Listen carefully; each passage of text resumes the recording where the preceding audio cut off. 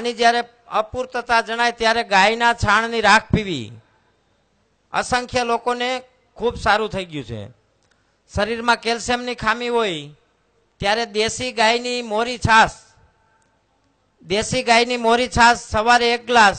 બેનો ખાસ ધ્યાન રાખજો, ઘરમાં જેટલી છાશ વપરાતી હોય 5 લીટર છાશમાં 10 ગ્રામ ચૂનો નાખી દેવાનો. આપણે પાનમાં ખાવાનો ચૂનો આવે ને આટલું તમે કાલથી ચાલુ કરો, ઘરની અંદર કોઈ બીમારી નહીં રહે.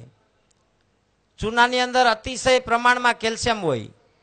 જ્યારે આપણે અત્યારે બજારના અથવા તો બહારથી લીધેલા ખોરાક, ધારો કે ઘઉં, ચણા, અનાજ, કાંઈ પણ શાકભાજી, ટમેટા, રીંગણા, મરચા,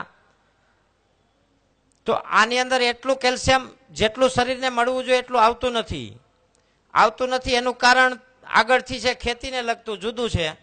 પણ થોડુંક કહી દઉં કે એવા રસાયણ અને એવા કેમિકલો વપરાય છે ખેતરમાં 10,000 રૂપિયાના લીટર, અને ખાલી 2 ml નાખે ને 15 લીટર પાણીમાં, ત્યાં તો જીવાત સાફ થઈ જાય. અને 36 કલાક સુધી એમાં કોઈ જીવાત ડાંખ મારે ને તો મરી જાય. એવા ભયંકર પદાર્થો વાપરવા ખેતીમાં, અને એ વસ્તુ આપણે ખાઈ છીએ. તો એના હિસાબે જે વસ્તુ છે એમાં તત્વો પૂરા મળતા નથી. ત્યારે કેલ્શિયમની ઉણપ હોય, ફોસ્ફરસની ઉણપ હોય, એ ગાયના છાણાની રાખ અને ચૂનો આપણી પૂરી કરી શકે. ચૂનાની અંદર પુષ્કળ પ્રમાણમાં કેલ્શિયમ હોય, એટલે એ છાશમાં નાખીને પીવો. છાશની અંદર પણ કેલ્શિયમ હોય. એનું એક કેલ્શિયમ જ્યુસ બને, ગાયની છાશ અને ચૂનાનું. એ સિવાય 2-3 પ્રયોગ તો ફેમસ થઈ ગયા છે, એક આંજણીનો ને ચીળસનો. પણ તોય આજે કહી દઉં છું, લાલજીભાઈનો આગ્રહ છે એટલે.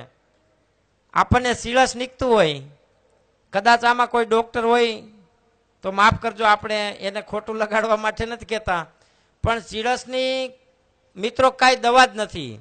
એલોપેથીની અંદર કોઈ સંશોધન નથી અને ગેરંટી નથી કે આ ચીળસ ન જ નીકળે એમ. ત્યારે ચીળસ છે ને, એ આપણા આયુર્વેદમાં વાયુનો પ્રકોપ કહેવાય. 1 ચમચી તીખાનો પાવડર, 1 ચમચી ઘી અને 1 ચમચી ખાંડનો પાવડર, આટલું મિક્સ કરીને પી જાઓ, કોઈ દી જીવો ત્યાં સુધી નહીં નીકળે ચીરસ. ત્યાર પછી અવારનવાર ગુમડા થતા હોય, આંખ ઉપર આંજણી થતી હોય, એવો જ પ્રયોગ આંજણીનો છે. આંજણીનો કોઈ એલોપેથીમાં ગેરંટેડ ઈલાજ નથી કે 1 વખત ઓપરેશન કરાવી નાખો એટલે બીજી વખત ન થાય. પણ ગાય માતાનો એવો ઈલાજ છે. ગાય માતા એક એવું દવાખાનું છે, ગેરંટી સાથે ગુમડું કે આંજણી, એની ઉપર લવિંગની રાખ, હળદર, જેટલી લવિંગની રાખ થાય એટલી હળદર, અને 2 ટીપા દેશી ગાયનું દૂધ, આને મિક્સ કરીને લગાડી દો. તમને આંજણી તો જીવો ત્યાં સુધી એ જગ્યાએ કોઈ દી ન થાય, થઈ જ ન શકે. ત્યાર પછી કાયમી શરીરમાં નબળાઈ રહેતી હોય, ઝીણો કફ રહેતો હોય, શરદીનું વાતાવરણ રહેતું હોય, દેશી ગાયના દહીંમાં સવારે 1 ચમચી હળદર નાખીને પીવો. બીજે ત્રીજે દિવસે શરીરમાં કફની પ્રકૃતિ અંદરથી જ બંધ થઈ જશે. જે આપણા સ્ટમકમાં કફ બનતો હોય, જઠરમાં કફ બનતો હોય, બનતો જ બંધ થઈ જશે. આવા હજારો દર્દીઓમાં પ્રયોગો કરેલા છે. એ સિવાય જ્યારે થોડા મોટો તાવ આવતો હોય ઘરમાં, તો ગૌમૂત્રમાં કાળી જીરી પલાળીને પીવાય.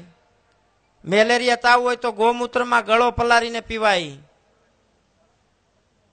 કમળાની અસર હોય ત્યારે ગૌમૂત્રમાં હળદર નાખીને પીવાય.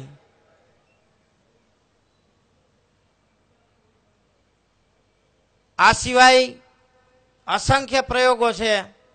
ગાયના દૂધમાં હળદર નાખીને મોઢે ચોપડે એટલે બેનોને ઓલી ટ્યુબ ચોપડવી પડે ને, ન ચોપડવી પડે, રૂપાળા થવાની. અઠવાડિયામાં મોઢું થઈ જાય અરીસા જેવું.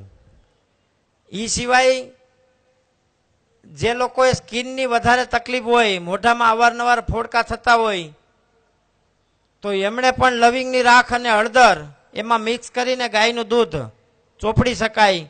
1 વખત ચોપડજો, કોઈ દી ખીલ થશે જ નહીં. એ જગ્યાએ કોઈ દી ખીલ નહીં થાય, 1 જ વખત ચોપડજો. દેશી ગાયનું દૂધ, લવિંગના સળગાવેલા લવિંગની રાખ, અને જેટલી રાખ લ્યો એટલી હળદર, આ 3 વસ્તુને મિક્સ કરીને ચોપડી દો, કોઈ દી એ જગ્યાએ ખીલ નહીં થાય. અને પ્રયોગ કરજો તો જ ખબર પડશે કે આપણે ગાયને માતા કેમ શા માટે કહીએ છીએ. એ સિવાય ગર્ભાવસ્થા દરમિયાન બહેનોએ ચાંદીની વાટકીમાં દેશી ગાયના દૂધમાં દહીં જમાવેલું ખાવું જોઈએ, જેથી આપણા ચરક સંહિતામાં અન્ય જગ્યાએ ઘણી જગ્યાએ લખાયેલું છે કે શ્રી કૃષ્ણ જેવું સંતાન પ્રાપ્ત થાય. કદાચ એની હવા લાગી જાય તોય બસ થઈ જાય ને. દેશી ગાયના દૂધથી દહીં બનાવવું, પણ ચાંદીના વાસણમાં, અને દરરોજ સવારે ખાવું ગર્ભાવસ્થા દરમિયાન 9 મહિના સુધી. તો એટલું તેજસ્વી બાળક થાય. ત્યાર પછી બાળકને ઠંડીના સમયમાં જ્યોતિસ્મૃતિ ઘૃત, જ્યોતિસ્મૃતિ એટલે આપણે માલકાંગણી, આમાં ગઈઢા માણા ઓળખતા છે ઘણા માલકાંગણીને, અને ભણેલા હોય નેટમાં સર્ચ કરજો ગૂગલમાં માલકાંગણી એટલે હું. ત્રિકાળ જ્ઞાની થવાની દવા છે માલકાંગણી. જ્યોતિસ્મૃતિ ઘૃતનો પ્રયોગ કરી શકાય. બાળકોને પતાસામાં આપવાનું, દરરોજ 1-1 ટીપું વધારતું જવાનું 25 દિવસ સુધી. 25 દિવસ પછી 1-1 ટીપું ઘટાડતું જવાનું. એ બાળકને 1 થી 2 વખત કોઈ પુસ્તક વાંચવું પડે, ત્રીજી વખત વાંચવું ન પડે, આજીવન યાદ રહી જાય. ત્યાર પછી માલકાંગણીનો એટલે જ્યોતિસ્મૃતિનો બીજો પ્રયોગ, એનો દાણો આવે મગના દાણા કરતા નાનો. દરરોજ 1 દાણો ખાવાનો, 1-1 દાણો વધારતું જવાનું 25 દિવસ સુધી. દૂધ સાથે ખાવાનો, દેશી ગાયના દૂધ સાથે, અને 25 દિવસ પછી ઘટાડતો જવાનું. પછી મગજની અતિશય નબળાઈ હોય એવા સમયે માલકાંગણીનું તેલ અથવા તો માલકાંગણીને ગાયના ઘીમાં ઉકાળી અને એ ઘી માથા ઉપર ખાલી 1 વખત દરરોજ લગાડવાનું. માનસિક નબળાઈ હોય, મગજની સ્થિરતા ન હોય, અથવા તો ગાંડ પણ જેને કહેવાય, આ જ્યોતિસ્મૃતિનો પ્રયોગ મંદબુદ્ધિના બાળકોમાં ખાસ કરવો જોઈએ. કોઈને એવી સમસ્યા હોય તો હું ઘી બનાવી આપીશ, લાલજીભાઈનો સંપર્ક, અથવા તો એને હું માલકાંગણી મોકલી આપીશ. ત્યાર પછી શરીરની અંદર લોહીની ટકાવારી ઘટતી હોય, ઘણી વખત હિમોગ્લોબિનની ઉણપ હોય, તો ગાયના છાણમૂત્રથી બનાવેલા જવારા, ઘઉંના જવારાનો પાવડર દરરોજ દિવસમાં 2 ચમચી લેવાનો, 1 ચમચી સવારે અને 1 ચમચી બપોર પછી.